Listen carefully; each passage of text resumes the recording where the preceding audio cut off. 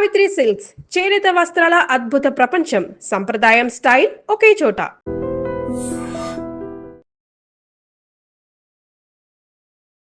నమస్కారం, మీరు చూస్తుంది ఐడ్రీమ్. నేను మీ కీర్తి. వైశాఖ మాసమంతా చాలా విశేషమైన రోజులున్నాయి, కానీ మనలో చాలామంది ప్రత్యేకంగా అక్షయ తృతీయ గురించి వెయిట్ చేస్తూ ఉంటాం. మరి అక్షయ తృతీయ 19, 20 తారీఖు.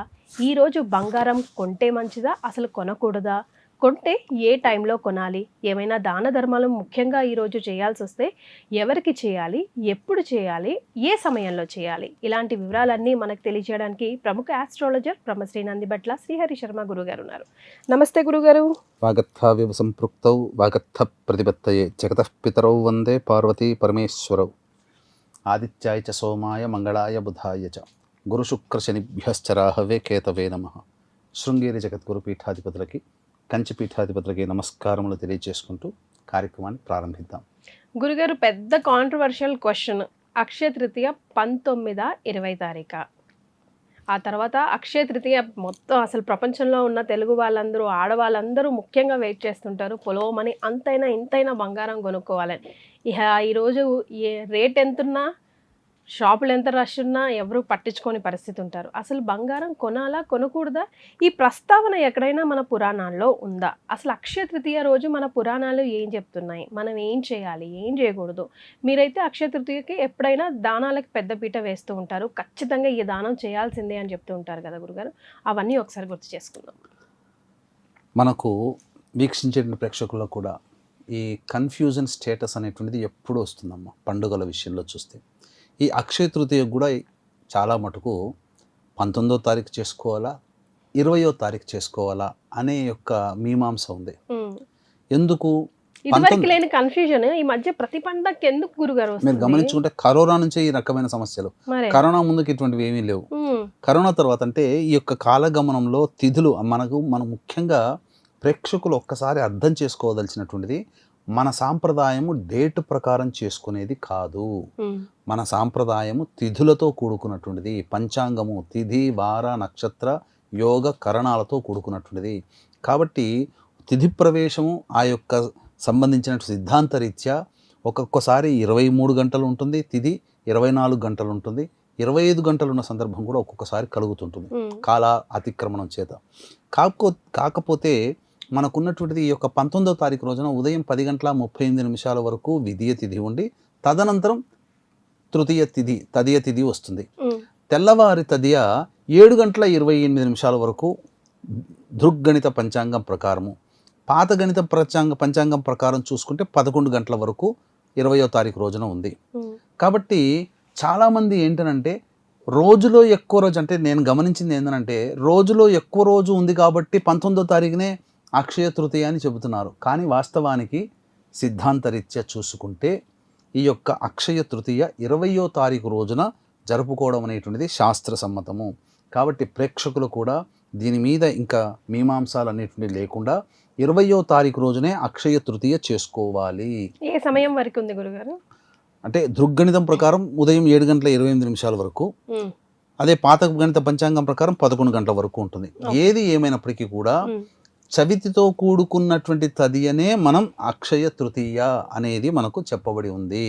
పైగా ధర్మసింధు ప్రకారం చూసుకున్న సూర్యోదయం అయిన తర్వాత ఎక్కువ కాలము వ్యాప్తము ఈ యొక్క 20వ తారీఖు రోజునే ఉంది. కాబట్టి ఈ అక్షయ తృతీయ 20వ తారీఖు రోజునే చేసుకోవాలి. చాలా మంది ఎందుకు 19వ తారీఖు రోజున చేసుకుంటున్నారు అంటే ఇక్కడ ఒక భేదం అనేటువంటిది ప్రేక్షకులకు తెలియాలి. పెద్దవాళ్ళకి పెట్టుకునేటువంటి పిండ ప్రధాన సమయము అపరాహ్న సమయానికి ఏ తిథి ఉంటుందో ఆ తిథి రోజున. కాబట్టి అపరాహ్న సమయానికి తదియ ఉంది కాబట్టి శ్రాద్ధ తిథి తదియ అని చెప్పి 19వ తారీఖు నాడు ఇచ్చారు. దాన్ని మన వాళ్ళు అర్థం చేసుకోవడం అనేటువంటిది తప్పుగా అర్థం చేసుకొని 19వ తారీఖునే తదియ, అక్షయ తదియ అని చెప్పి ఫిక్స్ అయిపోయి చాలా మటుకు క్యాలెండర్లలో అక్షయ తృతీయ అంటే 19 అని అచ్చు వేస్తున్నారు. శాస్త్ర ప్రకారము 20వ తారీఖు రోజునే జరుపుకోవాలి. ఇది ధర్మసింధులో కూడా చాలా క్లియర్ కట్గా చెప్పడం జరిగింది. కాబట్టి మనకు ప్రమాణము ధర్మసింధు శాస్త్రాలేనమ్మా, పురాణాలే. పైగా మనకు గమనించుకున్నట్లయితే ఈ యొక్క సంబంధించినటువంటిది రాత్రి వ్యాప్తంగా గౌరీ అమ్మవారిని పూజ చేసేటువంటి విధానము తదియ రోజున కాబట్టి 19వ తారీఖు రోజున గౌరీదేవి పూజ త్రిలోచన వ్రతం అనేటువంటిది 19వ తారీఖు రోజున చేసుకోవాలి. ఓకే. కానీ అక్షయ తృతీయ సందర్భంగా చేసుకునే ఏదైనా పండుగ ఏదైతే ఉంటుందో అది 20వ తారీఖునే ఈ సంవత్సరం చేసుకోవాలి. ఇక ముఖ్యంగా మీరు అడిగారు బంగారం కొనవచ్చా, బంగారం కొనాలా, అసలు ఏం చెయ్యాలి, దానాలు ఏం చెయ్యాలి అంటే ప్రశ్న అయితే క్లియర్ గురుగారు. 20వ తారీఖే Akshaya Tritiya. Clear, right. Okay. పైగా ఈసారి ఉన్నటువంటి విశిష్టత ఏంటంటేనమ్మా, అక్షయ తృతీయ మనకు చెప్పబడినటువంటి ఏంటంటే రోహిణీ నక్షత్రంతో కూడుకొని సోమవారము కానీ బుధవారము కానీ వస్తే అది దుర్లభము, అత్యంత మహిమాన్వితమైనటువంటి రోజు. అయితే ఈ యొక్క రోహిణీ నక్షత్రం అనేటువంటిది అక్షయ తృతీయగా చెప్పబడి 20వ తారీఖు రోజున ఉంది. ఆ రోజున సోమవారం అయింది. ఎంత విశేషము.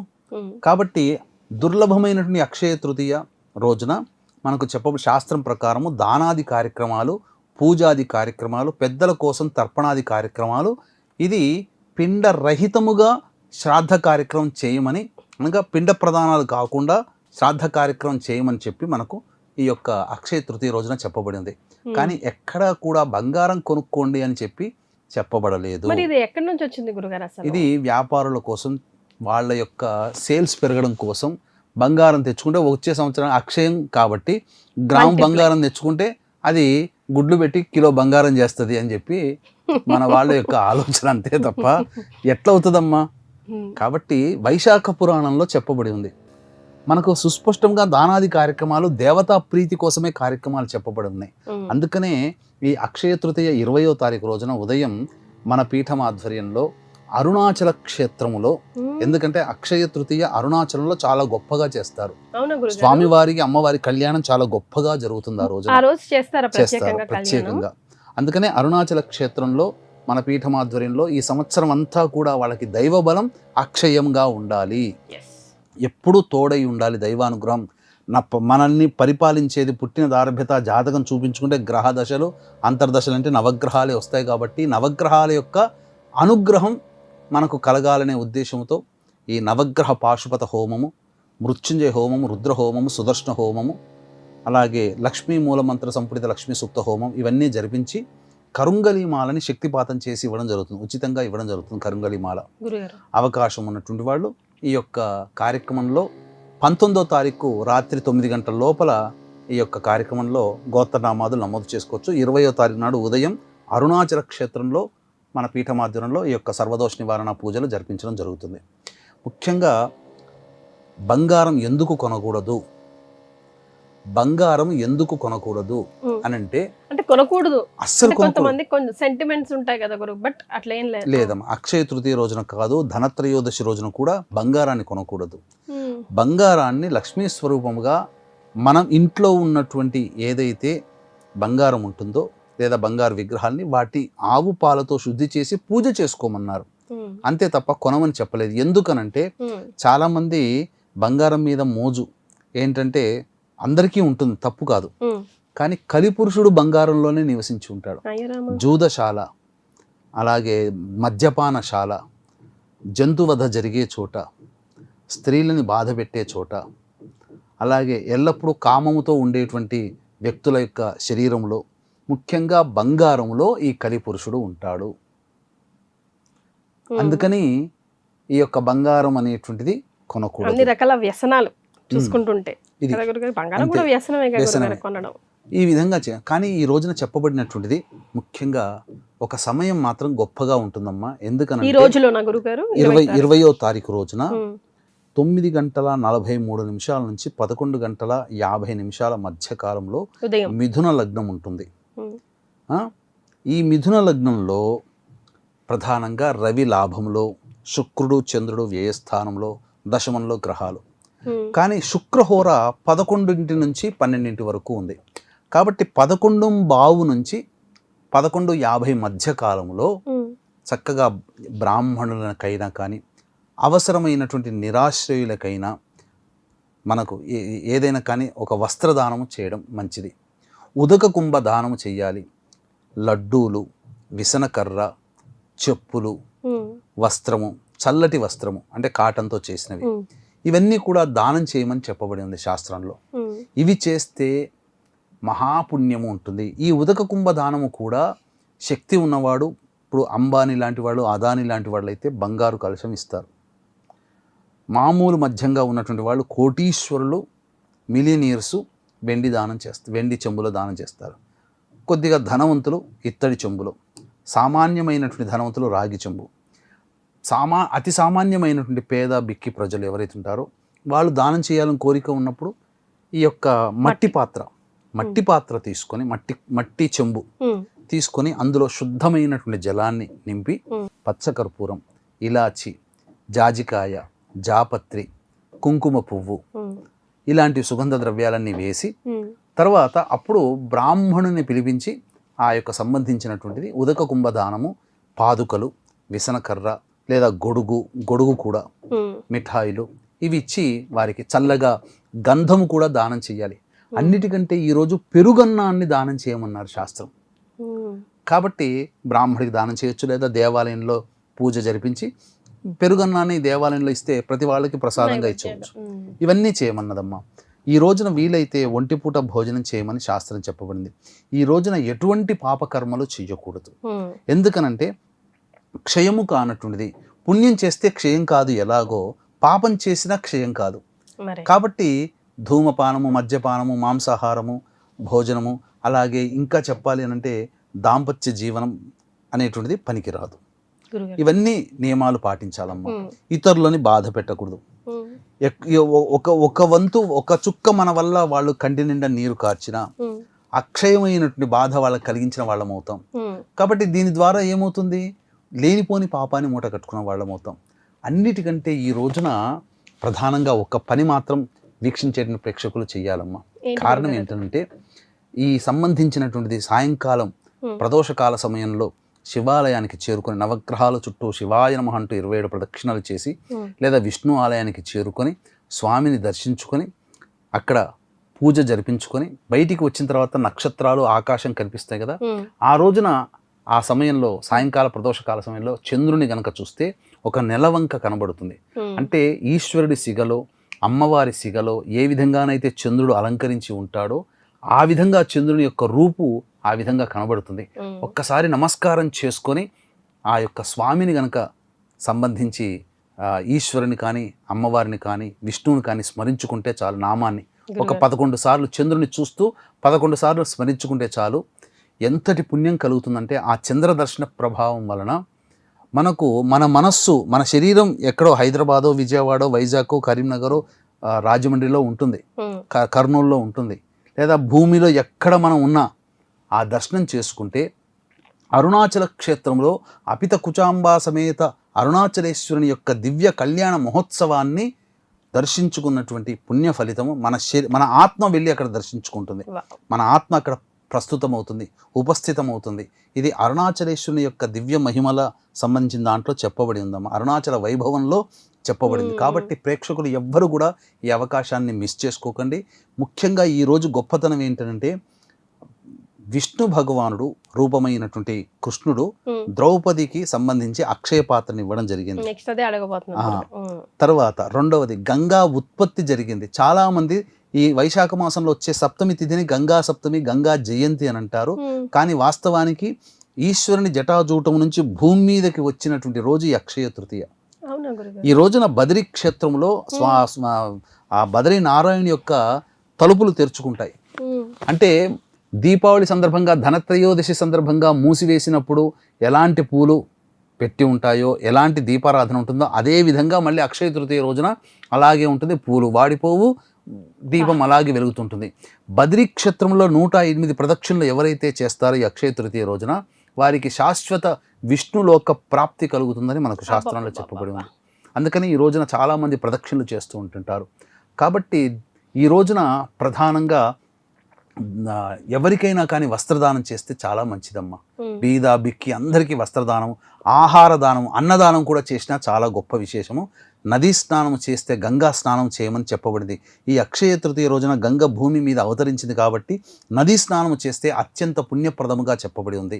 మళ్ళీ మర్చిపోకుండా ఆ సంబంధించినటువంటి 11:15 నుంచి 11:50 మధ్య కాలంలో ఈ యొక్క సంబంధించినటువంటి దానాది కార్యక్రమం ఉదక కుంభదానము, విసనకర్ర, చెప్పులు, మిఠాయిలు, గొడుగు ఇవన్నీ దానం చేయాలి.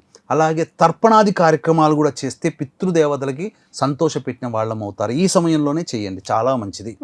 అది పైగా రోహిణీ నక్షత్రము, సోమవారము, తదియ కూడి ఉన్నటువంటి రోజు కాబట్టి ఇలాంటి రోజు మళ్ళీ రాదమ్మా. ఎప్పుడో మళ్ళీ 4-5 సంవత్సరాల్లో మళ్ళీ ఒకసారి వస్తుంది. 2020 కరోనా సమయంలో రోహిణీ నక్షత్రం బుధవారంతో కూడుకున్న అక్షయ తృతీయ వచ్చింది. మళ్ళీ ఇప్పుడు సోమవారంతో కూడుకున్న రోహిణీ నక్షత్రం అక్షయ తృతీయ రావడం చాలా గొప్పదని చెప్పవచ్చు. అందుకని దీన్ని దృష్టిలో పెట్టుకుని అరుణాచల క్షేత్రంలో మన పీఠమాధ్వర్యంలో 20వ తారీఖు రోజున ఉదయం 7 గంటలకల్లా ఈ యొక్క సర్వదోష నివారణ పూజలు కార్యక్రమాలు జరిపించి శక్తిపాతం చేసినటువంటి కరుంగలిమాల మీకు ఉచితంగా ఇవ్వడం జరుగుతుంది. అంతేకాకుండా ఈ రోజున పరశురాముడి యొక్క జయంతి. రాముడు పునరుసు నక్షత్రంలో ఎలాగైతే జన్మించాడో పరశురాముడు కూడా పునరుసు నక్షత్రంలో మిట్ట మధ్యాహ్నంలో 6 గ్రహాలు స్వక్షేత్రము మరియు ఉచ్చక్షేత్రంలో ఉండగా పరశురాముల వారు జన్మించారు.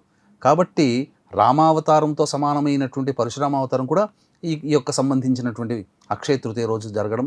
దశమహావిద్యల్లో గొప్పదైనటువంటి మాతంగి అమ్మవారి జయంతి కూడా ఈ రోజు అవ్వడం చాలా గొప్పదైన విశేషము. కాబట్టి గొప్పగా చెప్పుకోవచ్చమ్మా. ఎస్, అనేక విషయాలు ఉన్నాయి కదా గురుగారు. అక్షయ తృతీయ మనం మాత్రం బంగారం కొనాలి అనే ఫిక్స్ అయిపోతాం, కానీ గురుగారి ద్వారా చాలా విషయాలు తెలిసాయి. అండ్ ఎవరికి స్థాయికి తగ్గట్టు వాళ్ళు ఎన్నో దాన ధర్మాల గురించి కూడా గురుగారు చక్కగా విశ్లేషణ చేశారు. ఎవరికి ఏది అనుకూలమైతే అది చేయండి, ఈ రోజుని సద్వినియోగం చేసుకోండి. ఏది లేని వాళ్ళు గురుగారి ఆధ్వర్యంలో జరిగే పూజా కార్యక్రమాల్లో అయినా ప్రత్యక్షంగా పరోక్షంగా పాల్గొన్నా కూడా అంతే పుణ్యఫలం దొరుకుతుంది. కాబట్టి ఈ అవకాశాన్ని మనం అంతా సద్వినియోగం చేసుకుంటాం. చాలా సంతోషం గురుగారు, ధన్యవాదాలు. సర్వం Shri Umamaheshwara పరబ్రహ్మార్పణమస్తు.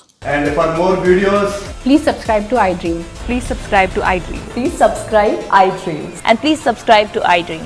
For more videos, subscribe to iDream. please like, share and subscribe to the channel. Congratulations, iDream. Subscribe to iDream. Subscribe to iDream. So subscribe to iDream Media. iDream की iDream team अंदर की huge congratulations. Please subscribe iDream Media. Please subscribe to iDream. Subscribe iDream. Please subscribe to iDream. iDream అంటే నా కళల channel subscribe చేసుకున్న నోరు తిరుగుతలేదు, మీరైతే గంట గుర్తు కొట్టండి. For more such videos, please subscribe to iDream. Subscribe to iDream. Please subscribe to iDream. Please subscribe iDream Media. Please do subscribe to iDream. Please subscribe to iDream Media. For best entertainment and information, please subscribe iDream. And don't forget to subscribe to iDream.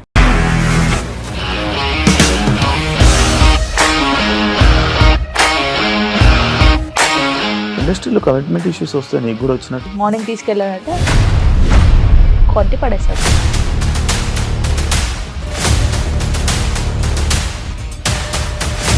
ఒక్కళ్ళు కూడా చూడలేదు ఈ cinema అని చెప్పడానికి కూడా చాలా ధైర్యం కావాలి. అది నిజం కదా, దాంట్లో ధైర్యం ఏంటి? నెక్స్ట్ డే ప్లేట్ మార్చేస్తే తప్పు కదా. As of now, we are comfortable this అని నేను అనుకుంటున్నాను. రష్మిక గారిది మీది ఒకే ఊరంట కదా. నీకు కోపం వచ్చిందంటే బాగా తిట్టేత్తరా? తిట్టేద్దామండి. నిజంగా గేమ్ ని ఎలా చేంజ్ చేయగలిగారు? ఏపీఎస్ఎఫ్సి వాళ్ళకి 6 నెలల్లో నేను 6 లక్షలు కట్టా. బిజినెస్ చేయాలనుకుంటే it is as difficult as riding a tiger.